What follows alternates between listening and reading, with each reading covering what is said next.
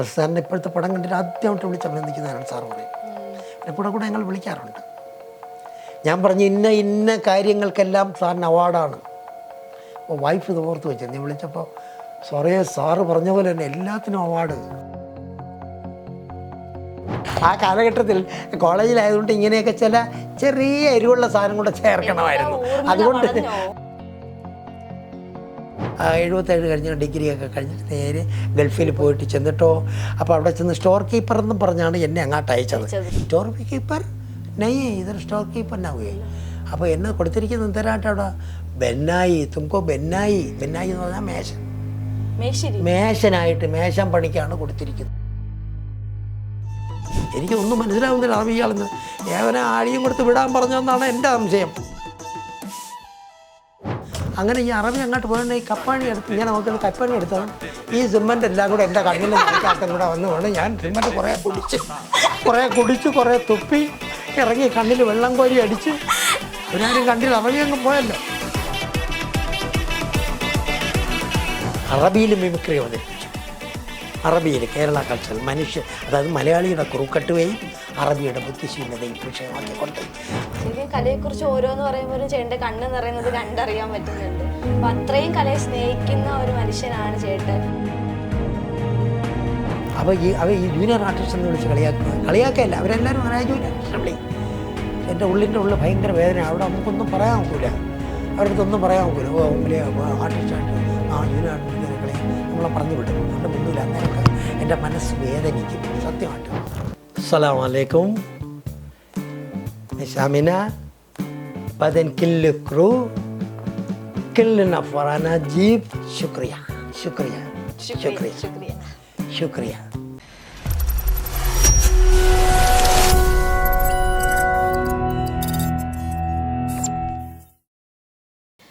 ചേട്ടാ ഇത്രയും ആരാധകരിലേക്ക് എത്തുമ്പോഴും എല്ലാ ലോകമൊക്കെ അറിയുമ്പോഴും ചേട്ടൻ്റെ സിംപ്ലിസിറ്റി തന്നെയായിരിക്കും ചേട്ടനെ ഇത്രയും സംസാരിക്കാനും അല്ലെങ്കിൽ ഇവിടെ വരെ എത്താനും ഒക്കെ സാധിപ്പിച്ചതൊക്കെ. ചേട്ടൻ്റെ കണ്ണ് നിറയുമ്പോൾ എനിക്ക് തോന്നുന്നത് ഒരുപാട് കഷ്ടപ്പെട്ടിട്ടും അല്ലെങ്കിൽ ഒരുപാട് വേദനകൾ അനുഭവിച്ചിട്ടും ഒരു ബാക്കിലൊരു വലിയ സ്റ്റോറി തന്നെ ഉണ്ട് ഈ കണ്ണ് നിറയുന്നതിൽ. അപ്പോൾ ചേട്ടാ കടന്നു വന്ന ഒരു കാലഘട്ടം അല്ലെങ്കിൽ ആ ഒരു കഥ എങ്ങനെയായിരുന്നു? കടന്നു വന്ന ഞാൻ സ്കൂളിൽ പഠിക്കുമ്പോഴേ നമ്മൾ ഓലക്കെട്ടിടമായിരുന്നു ഇവിടെ. ഇതിൻ്റെ സ്ഥാനത്ത് ഓലക്കെട്ടിടമായിരുന്നു. ഇത് കുടുംബ വീടാണ്. ഇവിടെയാണ്. അപ്പോൾ ഞാനപ്പുറത്ത് വസ്തു വാങ്ങിച്ച് വീട് വെച്ചത് മകനാണ്. അന്ന് ഈ ഓല പൊളിച്ചിടുമല്ലോ, ഓലയൊക്കെ പൊളിച്ചിടുമ്പോഴത്തേക്ക് ഇത് കൊണ്ടുവന്ന് മാടം കെട്ടും. സ്റ്റേജ് അപ്പുറത്ത് ഈ വസ്തുവിൻ്റെ പടിഞ്ഞാറച്ചേന്ന് മാടം കെട്ടിയിട്ട് പെട്ടെന്ന് അമ്മ അറിയാതെ അമ്മേരെ സാരി എടുത്തുകൊണ്ട് പോയി കർട്ടൻ കെട്ടും. ഒരിക്കൽ എടുത്തുകൊണ്ട് പുതിയ സാരിയായിരുന്നു. ഇത് കർട്ടൻ കെട്ടി ഈ കർട്ടൻ വിളിക്കുന്ന തൊട്ട് അതങ്ങ് കയറി. അപ്പോൾ ഈ പരിസരത്ത് എല്ലാവരും വരും നമ്മളെ നാടകം കാണാൻ. അപ്പോൾ ഞാൻ വയസ്സനായിട്ടും അല്ലാതെ ഇതേയും തമാശ പറയും ആളുകൾ ഇതൊക്കെ കാണാൻ വരും.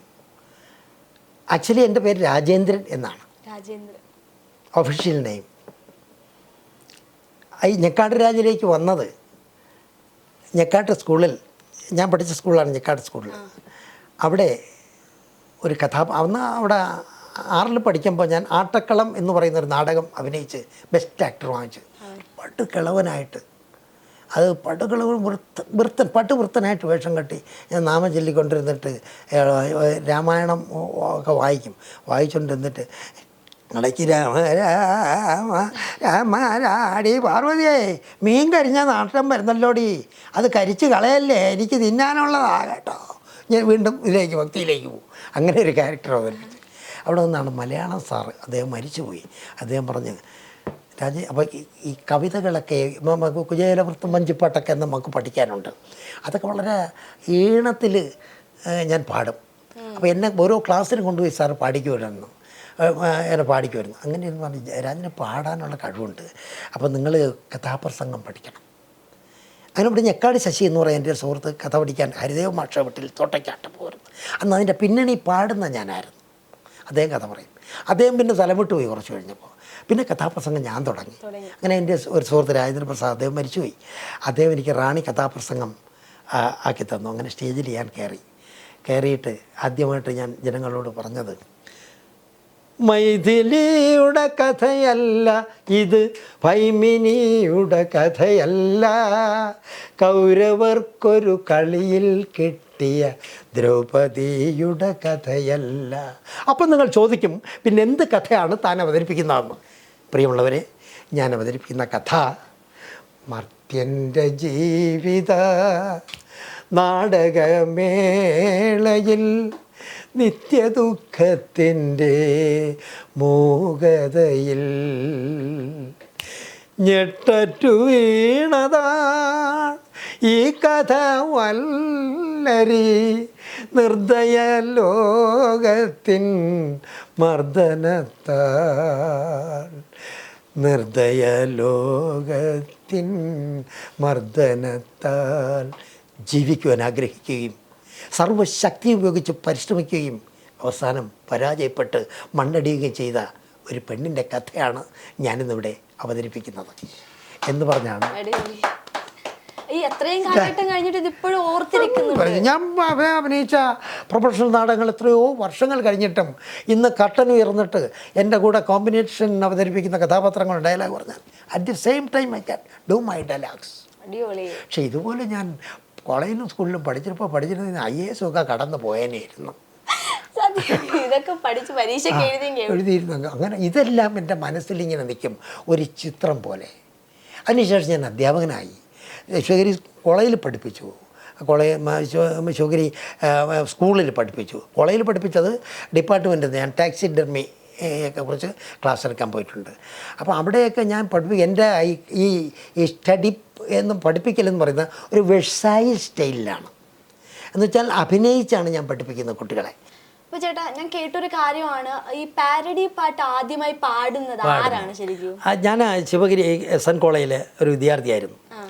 അവിടെ പ്രോഗ്രാം വരുമ്പോഴത്തേക്ക് അന്ന് ഉത്തര സ്വയംവരം കഥകളി കാണുവാൻ ഉത്രാടരാത്രിയിൽ പോയിരുന്നു. കാഞ്ചന കസവുള്ള പൂഞ്ചോലയുടുത്തവൾ നെഞ്ചയും അമ്പുമായി വന്നിരുന്നു. ഇതിൻ്റെ പാരഡിയാണ്. ഊർമിള സ്വയം വാരി കെട്ടിയ കൂന്തലിൽ ഊരാതിരിക്കുവാൻ പിന്നുകുത്തി, കാലത്തെഴുന്നേറ്റു കൺമഷി കൊണ്ടവൾ കാമൻ്റെ അമ്പുപോൾ കണ്ണെഴുതി. ഊർമിള സ്വയം വാരി കെട്ടിയ കൂന്തലിൽ ഊരാതിരിക്കുവാൻ പിന്നുകുത്തി. അപ്പോൾ അതിൽ ആ കാലഘട്ടത്തിൽ കോളേജിലായതുകൊണ്ട് ഇങ്ങനെയൊക്കെ ചില ചെറിയ എരിവുള്ള സാധനം കൂടെ ചേർക്കണമായിരുന്നു. അതുകൊണ്ട് ഇല്ല നമ്മളൊന്നും പറഞ്ഞില്ല. ഞാൻ ഡിഗ്രി കഴിഞ്ഞുകൊണ്ട് അങ്ങ് ഗൾഫിൽ പോയി, ഗൾഫിൻ്റെ നാട്ടിൽ പോയി. അവിടെ അന്നത്തെ ഒരു മോഹമായിരുന്നു ഗൾഫിൽ പോകുക എന്നുള്ളത്. അപ്പോൾ 77 കഴിഞ്ഞ് ഡിഗ്രിയൊക്കെ കഴിഞ്ഞിട്ട് നേരെ ഗൾഫിൽ പോയിട്ട് ചെന്നിട്ടോ, അപ്പോൾ അവിടെ ചെന്ന് സ്റ്റോർ കീപ്പർ എന്നും പറഞ്ഞാണ് എന്നെ അങ്ങോട്ട് അയച്ചത്. അവിടെ ചെന്നപ്പോഴോ എയർപോർട്ടിലൊന്നും ആരും വന്നില്ല. ഞാൻ ഈ അഡ്രസ്സ് നോക്കി, ഒരു മലയാളി എൻ്റെ അടുത്ത് പറഞ്ഞത് റൊസ്താഖ് എന്ന് പറയുന്ന സ്ഥലമാണ്, ഞാൻ അങ്ങോട്ടാക്കി തരാമെന്നാണ്. അവിടെ ചെന്നപ്പോൾ മലയാളികൾ ആരുമില്ല, ഒരു രാജസ്ഥാനി. അപ്പോൾ അന്ന് കോളേജിൽ പഠിച്ചപ്പോൾ ഹിന്ദി പറയുന്നത് മനസ്സിലാകും, പക്ഷേ എനിക്ക് അങ്ങോട്ട് സംസാരിക്കാൻ വലിയ ബുദ്ധിമുട്ടുണ്ട്. അപ്പോൾ ഒരു ഹിന്ദിക്കാരനോട് ഇരിക്കുന്നു, ഹലോ ബായ്, ഇന്നെനിക്ക് ഓർമ്മ, കേട്ടോ ന്യൂ കമാർ എന്ന് പറഞ്ഞാൽ ഇതൊക്കെ ഇരുത്തി കുടിക്കാനൊക്കെ തന്ന്, വെള്ളമൊക്കെ തന്ന്, ഭക്ഷണമൊക്കെ തന്ന്, അങ്ങനെയൊക്കെ ഇരുന്നിട്ട് ഞാൻ കാര്യം പറഞ്ഞ് ഞാൻ ഇതുവരെ അവൻ്റെ അടുത്ത് കാളേക്ക് അറിയാവുന്ന രീതിയിൽ പറഞ്ഞ് അഭി തക്ക് മേ കോളേജ് മേ था, കോളേജ് സ്റ്റഡി കംപ്ലീറ്റ് नहीं किया എന്നൊക്കെ പറഞ്ഞ് ഈ സമയം നമുക്ക് സ്റ്റോർ കീപ്പർ വിസ ദിയ ഏക്ക് ദോസ്ത്. അന്ന് ഈ വസ്തു 5000 രൂപയ്ക്ക് വേറൊരാളിന് എഴുതി വെച്ചു, വിലയാധാരം എഴുതി വെച്ചു. ഓർക്കണം, ഗൾഫിൽ പോകാനുള്ളതുകൊണ്ട് തിരിച്ച് വരുമ്പോൾ പൈസ കൊടുക്കുമ്പോൾ ഒഴിഞ്ഞു തരാം, പൈസയും പലിശയും കൊടുക്കുമ്പോൾ ഒഴിഞ്ഞു തരാം. നല്ലൊരു മനുഷ്യനായിരുന്നു കേശവകുറുപ്പ് എന്ന് പറയും. അദ്ദേഹത്തിനൊന്നും മറക്കാൻ പറ്റില്ല. വാങ്ങിച്ചു കൊടുത്തു, എനിക്ക് പൈസ തന്നു, വിലയാധാരമായിട്ട് എഴുതി കൊടുത്തു. നമുക്ക് ചോദിക്കാൻ വയസ്സില്ല അദ്ദേഹം തന്നില്ലെങ്കിൽ. അങ്ങനെ അവിടെ ചെന്ന് ഒരു 3 മാസം പൈസ അയച്ചു കൊടുത്ത് അത് 7000 രൂപയായി. അയാൾ പലിശ വാങ്ങിച്ചില്ല, രക്ഷപ്പെട്ടാൽ മതി എന്ന് പറഞ്ഞു. വെറും പേനത്തൽമ്പ് മാത്രമേ കയ്യിലുള്ളൂ എൻ്റെ കയ്യിൽ. അങ്ങനെ അദ്ദേഹം തിരിച്ചു തൊഴിഞ്ഞു തന്നു. അവിടെ ഒരു ഒഴിഞ്ഞു വാങ്ങിച്ചു. ഞാൻ അവിടെ നിന്ന് പറഞ്ഞു, ഇവിടെ അയാൾ പറഞ്ഞു സ്റ്റോർ കീപ്പർ നെയ്യേ ഇതൊരു സ്റ്റോർ കീപ്പർ നാവുകയെ. അപ്പോൾ എന്നെ കൊടുത്തിരിക്കുന്നത് എന്തരായിട്ട് അവിടെ ബെന്നായി തുമ്പോ ബെന്നായി എന്ന് പറഞ്ഞാൽ മേശനായിട്ട് മേശം പണിക്കാണ് കൊടുത്തിരിക്കുന്നത്. എനിക്കിവിടെ നിന്നൊരു കത്തലിങ്ങി കയറി.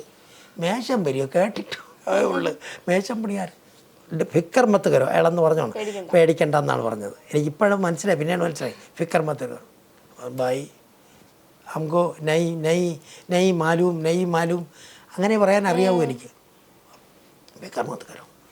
പിറ്റേന്ന് എന്നെ കൊണ്ടുപോയി, പിറ്റേന്ന് പണിസ്ഥലത്ത് കൊണ്ടുപോയിട്ട് ഇയാൾ എൻ്റെ അടുത്ത് വന്ന് ഇതർ ബേട്ടോ ഇരിക്കാൻ പറഞ്ഞു. ദേക്കോ മേ കൈസേ മാലിഷ് തലീഷ് കർത്തായ, തലീഷ് പൂശുക, തട്ട് പൂശുന്നത് അങ്ങനെയാണ്. അങ്ങനെ ഈ മെഹബൂബ് എന്നാണ് പേര്. അദ്ദേഹം ചട്ടിയിൽ സിമൻറ്റ് കോരി വെച്ച് 10 മിനിറ്റ് കൊണ്ട് പൂശിയിട്ട് ഒരു ഭാഗം ലേശം ഇങ്ങനെ പൂശാതെ ഇട്ട് എൻ്റെ അടുത്ത് അയാളെന്ന് പറഞ്ഞത്, ഹിന്ദിയിൽ പറഞ്ഞത് ഇപ്പോഴെനിക്ക് ഓർമ്മയുണ്ട്. ആജ് അർബാബ് ആയേഗ. അർബാബ് എന്ന് പറഞ്ഞാൽ അറബി യജമാൻ എന്നാണ് അതിൻ്റെ അർത്ഥം. അർബാബ് आज आएगा, आज शाम को आएगा, उसी टाइम मैम तुमको बोलेगा, उसी टाइम नहीं इसके ऊपर चढ़कर थोड़ा सीमेंट ऐसा करंडी में देकर इसमें छोड़कर ऐसा करके खड़ा हो.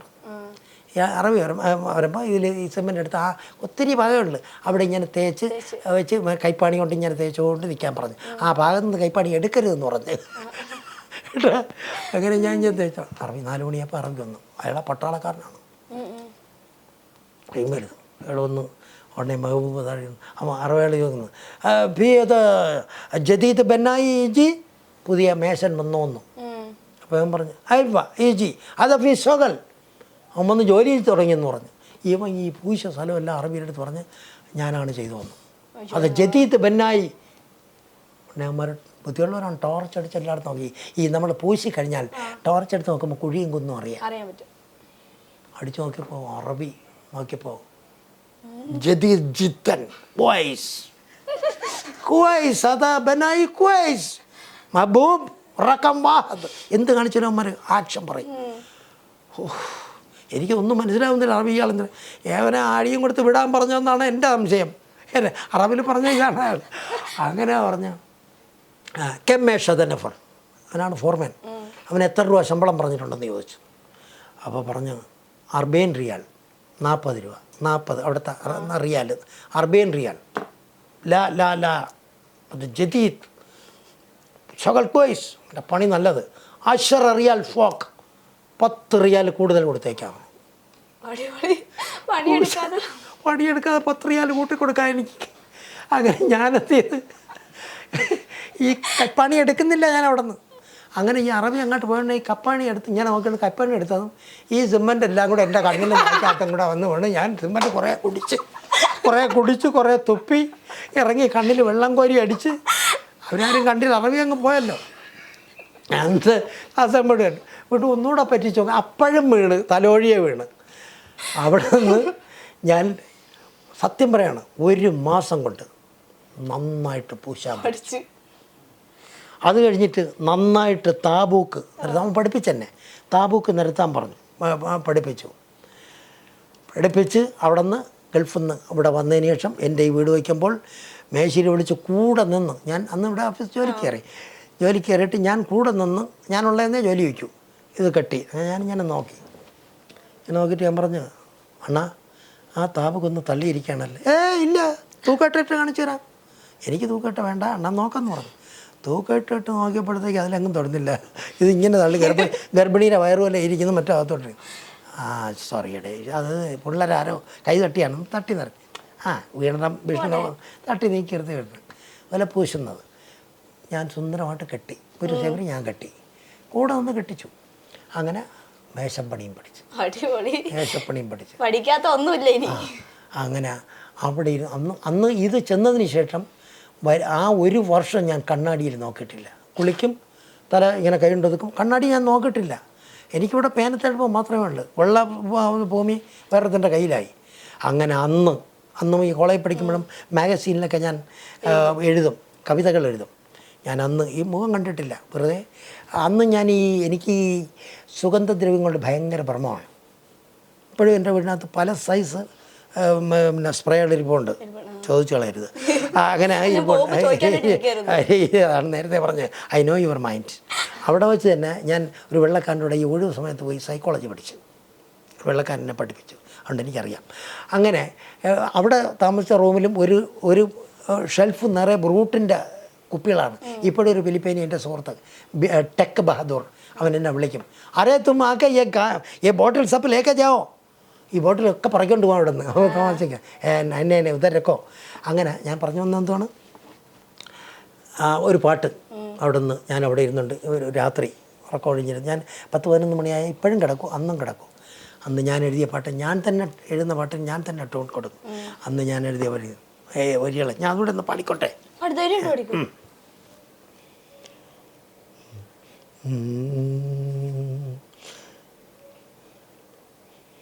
മനസ്സൊരു മരീചികയായി മാറി, മണൽ പറക്കുമേ മരുഭൂമിയിൽ,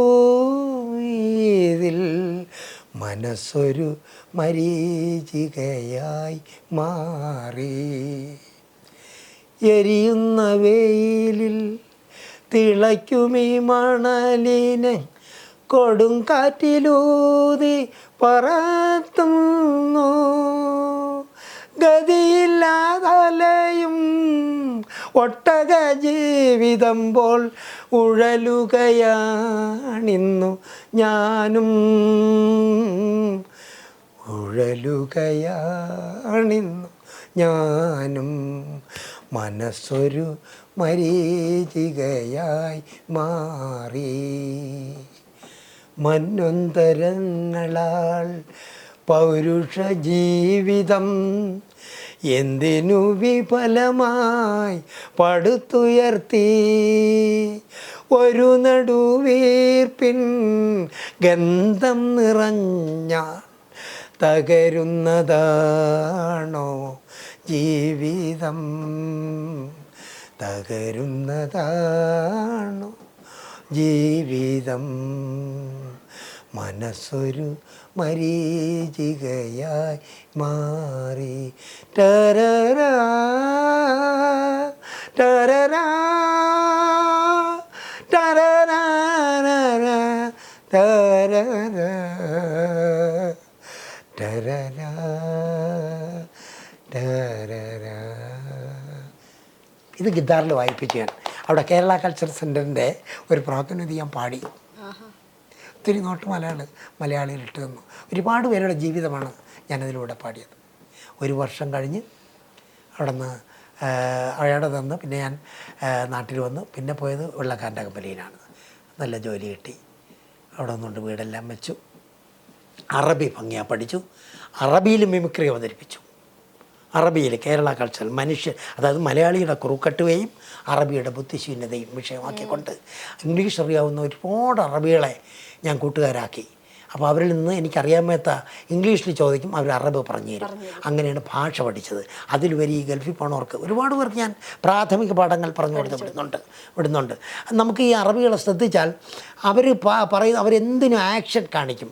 അവർ താൽ താൽ താൽ കം കം കം എന്നാണ്, റോ റോ റോ റോ പോ പോ പോ എന്നാണ്. അങ്ങനെ ഭാഷ പഠിച്ച് മനസ്സിലായില്ലേ? അങ്ങനെ ഭാഷ ഞാൻ ഒരുപാട് ആഹാരം കഴിച്ചു വന്നു. അച്ഛനെ മോയ ശ്വയ്യെ വെള്ളം തരുമെന്ന് ഞാൻ കുടിച്ച് കാണിക്കും. അവർ അനഫിറോ തായ്റ ബംബൈ, ഞാൻ പ്ലെയിനിൽ ബോംബെയിലേക്ക് ഇങ്ങനെ കാണിക്കും. അനഫിറോ തായ്റ പ്ലെയിൻ പോണത് ഇങ്ങനെ കാണിക്കും. അപ്പോൾ തായ്റ പ്ലെയിൻ പഠിച്ചു. അങ്ങനെ ഭാഷ നന്നായിട്ട്, അറബി ഭാഷ ഇപ്പോഴും ഇത്രയും വർഷം കഴിഞ്ഞിട്ടും നന്നായിട്ട് അറബി സംസാരിക്കും ഞാൻ. അങ്ങനെ പിന്നെ അവിടെ ഒന്നുണ്ട് അറബി, ഹിന്ദി, എല്ലാ ഭാഷയും ഫ്ലുവൻ്റ് ആക്കി. ഇപ്പോഴും ഞാൻ എഴുതിയാൽ എനിക്ക് വിസ തരാൻ ആളുകളുണ്ട്. നീ ടൂറിസ്റ്റ് വിസയിലെങ്കിലും പാടേ എന്ന് പറഞ്ഞിട്ട് വിളിക്കുന്നുണ്ട്. പക്ഷേ ഞാനിപ്പോൾ എനിക്ക് എന്തോ കലയെന്ന് പറയുന്നത്, എനിക്കറിയില്ല, പറ്റുന്നില്ല എന്ന് മനസ്സിലായി. ഞാൻ ഉറങ്ങുമ്പോൾ മാത്രമേ വെറുതെ കിടക്കുന്നുള്ളൂ എന്നാണ് പറയുന്നത്. അവിടെയും വെറുതെ കിടക്കുന്നില്ല, അപ്പോഴും ചിന്തിക്കുക. ഇപ്പോൾ 2-3 നല്ല സ്ക്രിപ്റ്റുകൾക്കുള്ള ഓൺലൈൻ തയ്യാറാക്കി വെച്ചിരിക്കുകയാണ്. ഇപ്പോൾ ഒരെണ്ണം എഴുതിക്കണം, ദിസ് ഈസ് മീ, അതിൻ്റെ ക്ലൈമാക്സ് എഴുതിക്കൊണ്ടിരിക്കുന്നു.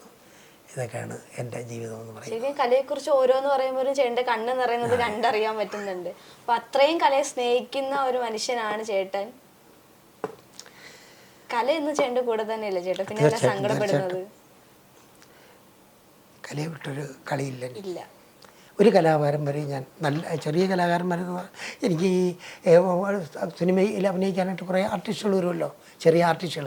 ഞാൻ അവരെ ജൂനിയർ ആർട്ടിസ്റ്റ് എന്ന് വിളിക്കാറില്ല. അങ്ങനെ വിളിക്കുന്നവർ ഞാൻ വഴക്ക് പറയാറുണ്ട്. അവർ ജൂനിയർ ആർട്ടിസ്റ്റ് അല്ല, ദേ ആർ ആർട്ടിസ്റ്റ്. അവരിന്ന് വന്നു, അവർക്ക് അതിന് കിട്ടിയ ശമ്പളമേ കിട്ടുന്നുള്ളൂ. നേരത്തെ വന്നവർ ഒരുപാട് ശമ്പളം വാങ്ങിക്കുന്നു. ഞാൻ ചോദിക്കട്ടെ, ജൂനിയർ ആർട്ടിസ്റ്റ് ഇല്ലെങ്കിൽ ഒരു സിനിമ ഉണ്ടോ? നിങ്ങൾ പറയാം. അപ്പോൾ നമ്മളിപ്പോൾ ഞാൻ ഒരു ഭയങ്കര സ്റ്റണ്ട് സീനിൽ ഞാനാണ് ഹീറോ എന്ന് കൂട്ടിക്കോ. അത് ഞാനിങ്ങനെ മുന്നിൽ വന്നിട്ട് എന്നെ പ്രൊട്ടക്ട് ചെയ്യാനായിട്ട് എന്നെ തരാനായിട്ട് ഏതോ ഒരു തോന്നിയ മാസം എതിർത്തതിന് എൻ്റെ അടുത്ത് വരികയാണ്, എൻ്റെ അടുത്ത് ചോദിക്കാൻ. അപ്പോൾ ഒരുത്തൻ ഇങ്ങോട്ട് വരുമ്പോൾ അവനിങ്ങനെ തൂക്കിയെടുത്തോളം ഒറ്റ എറിഞ്ഞാൻ കാറിൻ്റെ പുറത്തൂടെ ചെന്നവൻ വീണു. ഒരു അടുത്ത ആൾ കാലും മടക്കി പറങ്കാലും ഒറ്റയട്ടി അവൻ ചെന്ന് ദൂരെ വീണു. വേറെ നിന്ന് ചീച്ചു പറ ഇടിച്ചവനെ തൂക്കിയെടുത്ത് ദൂരെ എറിഞ്ഞു. അപ്പോൾ ഇടികൊള്ളാനൊരു ആർട്ടിസ്റ്റ്, ഒരു കാറിൻ്റെ പുറത്ത് വീഴാനൊരുത്തൻ, ഓടിച്ചെന്ന് കുളത്തിൽ വീഴാനൊരുത്തൻ, തറയിൽ കിടന്ന് പിടയ്ക്കാനൊരുത്തൻ. ഇത് ഞാൻ ഒരു ഒറ്റയ്ക്ക് വന്നിട്ട് അതിലൊരുത്തൻ കിടന്ന് പിടയ്ക്കുന്നെന്ന് പറഞ്ഞാൽ കൈയടിക്കുമോ? അപ്പം നമുക്ക് കൈയടി വാങ്ങിത്തന്നോ? ആരാ? ഞാൻ ഏറ്റവും കൂടുതൽ അവിടെ ചെന്നാൽ തിരക്കും. ഇവരെ ഭക്ഷണം കഴിക്കുന്നുണ്ട്, ഭക്ഷണം കഴിക്കും. ഒരു ഭക്ഷണം തരുന്നോട് ഞാൻ ചോദിക്കണേ, പൊരിച്ച മീനൊക്കെ അവസാനം കാണൂല, ഒരെണ്ണം എടുത്ത് മാറ്റി അടച്ചു വെച്ചേരെ ഇങ്ങനെ പറയും. അപ്പോൾ അതെന്തോ ഞാൻ അങ്ങനെയാണ്. അപ്പോൾ ഈ ജൂനിയർ ആർട്ടിസ്റ്റ് എന്ന് വിളിച്ച് കളിയാക്കല്ല, അവരെല്ലാവരും അങ്ങനെ ജൂനിയർ ആർട്ടിസ്റ്റ് വിളി. പക്ഷെ എൻ്റെ ഉള്ളിൻ്റെ ഉള്ളിൽ ഭയങ്കര വേദനയാണ്. അവിടെ നമുക്കൊന്നും പറയാൻ നോക്കൂല, അവരുടെ അടുത്തൊന്നും പറയാൻ നോക്കൂല. വലിയ ആർട്ടിസ്റ്റായിട്ട് ജൂനിയർ ആർട്ടിസ്റ്റ് വിളിക്കാൻ നമ്മളെ പറഞ്ഞു വിടും, അതുകൊണ്ട് മിണ്ടൂല. അന്നേരമൊക്കെ എൻ്റെ മനസ്സ് വേദനിക്കും സത്യമായിട്ട്, ഭയങ്കരമായിട്ട്. നിങ്ങൾ നിഷ്പക്ഷമായിട്ട് ചിന്തിക്കുക, ഒരു ജൂനിയർ ആർട്ടിസ്റ്റ്, ഈവൻ നമുക്ക് ചായ കൊണ്ട് തരുന്ന പയ്യൻ ഒരു സീൻ എടുത്തുകൊണ്ടിരിക്കാൻ താമസിച്ചാൽ അത്രയും ടൈം വേസ്റ്റായി. അവന് ഇതായത് സിനിമയെന്ന് പറയുന്നത് എല്ലാം നമ്മുടെ അതിലഭിനയിക്കുന്നവരുടെ അതിൽ സാങ്കേതിക പ്രവർത്തനം എല്ലാവരുടെയും കൂട്ടായ ഒരു കലയാണ് സിനിമ.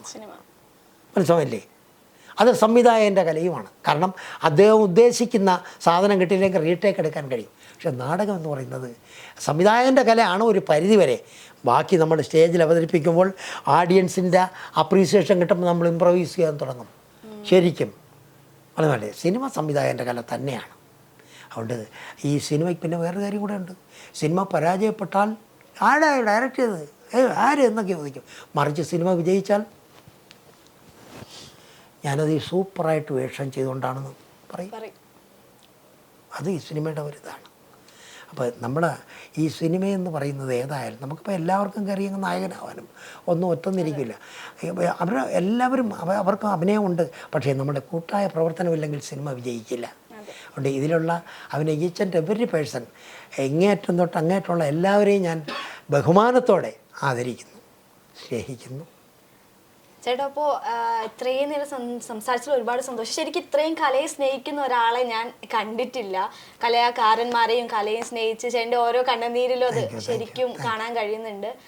അപ്പോൾ ഈ നില വരെ എത്തി നിൽക്കുന്നുണ്ട് ചേട്ടൻ. ഇനിയും ഉയർച്ചകൾ തന്നെ ഉണ്ടാവട്ടെ. ഒരുപാട് പേർക്ക് ചാൻസ് കൊടുക്കാൻ പറ്റട്ടെ, ഡയറക്ഷനിലും നല്ല രീതിയിൽ ജീവിക്കാൻ പറ്റട്ടെ എന്ന് ആശംസിച്ചുകൊണ്ട് താങ്ക് യു സോ മച്ച് ചേട്ടാ. അസ്സലാമു അലൈക്കും miss Amina. بعدين كل كرو كلنا فرانا جيب شكريا شكريا شكريا شكريا شكريا إن شاء الله. شوف بعدين شوف الله كريم. كل الله كريم الله كريم الله كريم أمنا الله كريم. أنت في دوا واجد كويس واجد. and كل cameraman and this director everyone is all mean كلنا فن كلنا فن. شكرا. Thank you very much. شكرا.